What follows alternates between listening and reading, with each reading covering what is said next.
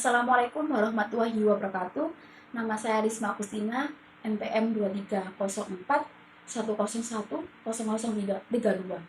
Mata kuliah Ekonomi Politik kelas E. Dengan dosen pengampu Bapak Bagus Nuari Hermawan SSMPA. Di sini saya akan menjawab soal-soal ulangan tengah semester mata kuliah Ekonomi Politik. Menurut Aristoteles, hubungan antara ekonomi dan politik itu sebenarnya tidak bisa dipisahkan karena politik dianggap sebagai ilmu yang paling tinggi yang mengatur kehidupan bersama termasuk urusan ekonomi. Jadi ekonomi itu bukan diri sendiri tapi bagian dari ilmu politik karena tujuan akhirnya bukan sekedar mencari keuntungan tapi mencari kehidupan yang baik dan adil bagi masyarakat. Aristoteles melihat ekonomi sebagai cara manusia memenuhi kebutuhan hidupnya seperti produksi, distribusi, tapi kalau tidak diatur oleh politik, ekonomi bisa menjadi tidak terkendali dan malah merugikan banyak orang. Nah, di sini saya juga setuju bahwa realitas sekarang juga kelihatan banyak kalau kebijakan politik itu sangat menentukan kondisi ekonominya. Misalnya, saat pemerintah membuat kebijakan kenaikan BBM, itu keputusan politik tapi dampaknya langsung ke ekonomi masyarakat. Seperti harga barang naik tapi daya belinya turun. Nah, jadi itu pemikiran Aristoteles itu adalah ekonomi harus diarahkan oleh politik supaya tetap sesuai dengan tujuan bersama, bukan hanya kepentingan individu atau kelompok tertentu. Kalau politiknya baik, ekonominya juga cenderung stabil dan adil. Tapi kalau politiknya kacau, ekonominya juga ikut berdampak. Perbedaan paling mendasar antara merkantilisme dan liberalisme klasik itu sebenarnya ada di cara mereka melihat peran negara dalam ekonomi. Nah, di merkantilisme ini negara itu kayak aktor utamanya ekonomi. Semua diatur dari mulai perdagangan, ekspor impor, bahkan kadang sampai monopoli.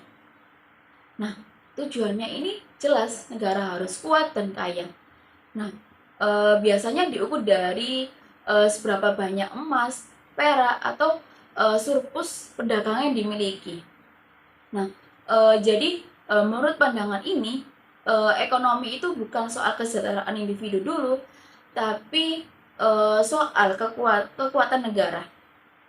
Nah, makanya negara ikut campur besar-besaran, misalnya dengan tarif tinggi atau pembatasan impor supaya tidak kalah saing.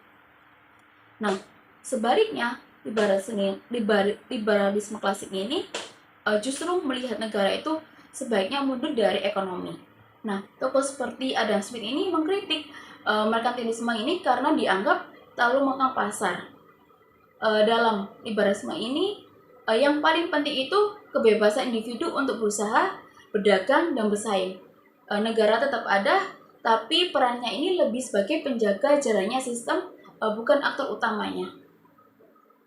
Negara hanya memastikan aturan ini berjalan dengan adil, bukan ikut campur menentukan siapa yang menang atau kalahnya. Karena mereka percaya kalau pasar dibiarkan berjalan bebas, justru hasilnya bisa menguntungkan semua pihak. Bukan kekayaan dunia itu terbatas, kayak merkantilisme.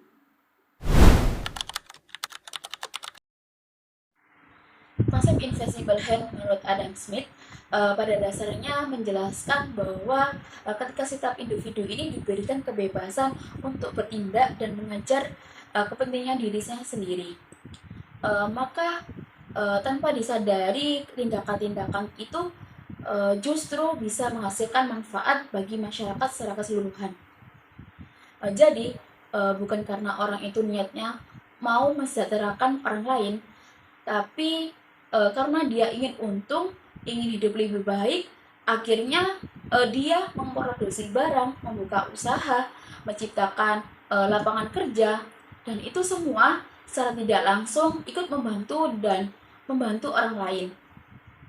Nah, dalam kondisi ini ada kebebasan dan persaingan harga dari produk dan distribusi barang akan mengaturnya diri sendiri melalui mekanisme pasar tanpa harus dikontrol ketat oleh negara.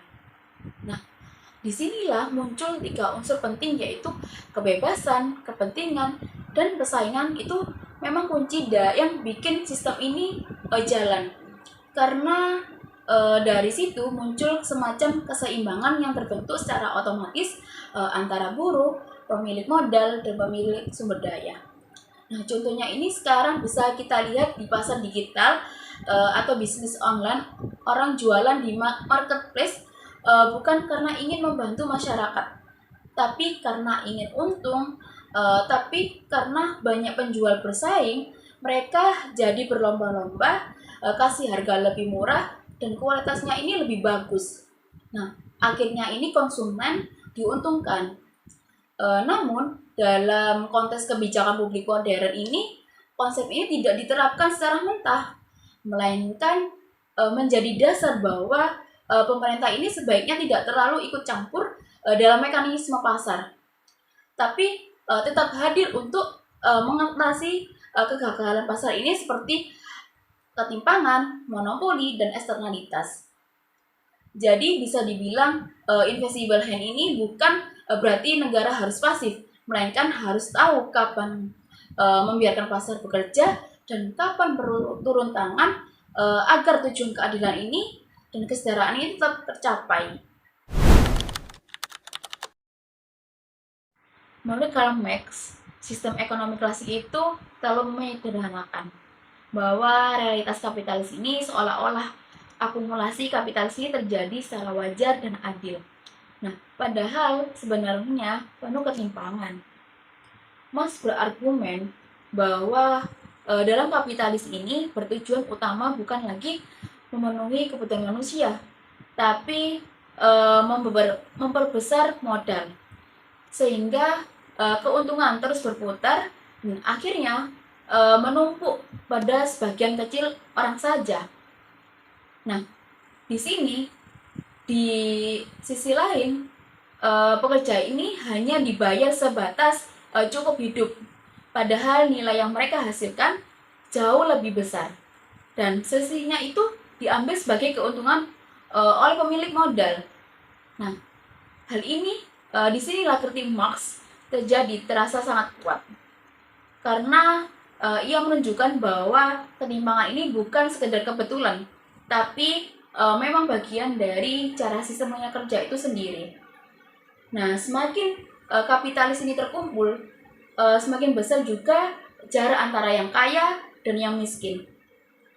Kalau kita lihat sekarang, hal ini masih terjadi misalnya pada perusahaan besar atau platform digital yang dimana nilai perusahaan ini bisa mencapai triliunan. Tapi banyak pekerjaan masih kontrak, outsourcing, atau bahkan di PHK massal demi efisiensi. Nah, di sini kelihatan jelas bahwa pertumbuhan kapitalis ini tidak selalu berjalan dengan kesejahteraan semua orang. Justru sering memperlebar jarak antara yang kaya dan yang biasa-biasa saja. Kalau menurut saya, ekonomi liberal dan ekonomi sosialis itu sama-sama punya tujuan baik, yaitu mengurangi ketimpangan sosial. Tapi caranya ini berbeda.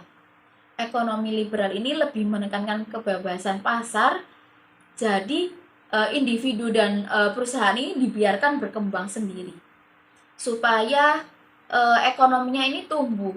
Tapi kalau tidak ada yang kontrol yang kuat dari pemerintahnya, biasanya yang kuat jadi semakin kaya dan yang kecil ini bisa tertinggal. Nah, contohnya ini di negara seperti Amerika Serikat yang pertumbuhan ekonominya ini tinggi, tapi masih ada kesenjangan pendapatan yang cukup besar. Nah, sementara itu ekonomi sosialis lebih menekankan peran negara untuk mengatur dan membagi sumber daya supaya lebih merata. Nah, jadi ketimpangan bisa ditekan seperti yang terlihat di negara Cina, yang negaranya ini masih punya kontrol besar di sektor penting untuk memastikan kebutuhan dasar masyarakatnya ini terpenuhi. Kalau menurut saya pribadi, yang lebih relevan sekarang itu bukan murni salah satu, tapi sistem campurannya cenderung menggabungkan keduanya. Karena di dunia saat ini seperti negara Indonesia juga sudah menerapkan ekonomi campuran, di mana pasar tetap diberi ruang untuk tumbuh, tapi negara juga hadir lewat bantuan sosial, subsidi dan juga kebijakan seperti BPJS atau bantuan UMKM. Supaya kesenjangan tidak terlalu lebar, jadi menurut saya pendekatan yang paling masuk akal sekarang adalah yang fleksibel, tidak ekstrim ke liberal atau sosialis, tapi juga menyesuaikan kondisi masyarakat supaya pertumbuhan ekonominya ini tetap jalan, tetapi keadilan sosial juga tetap dijaga.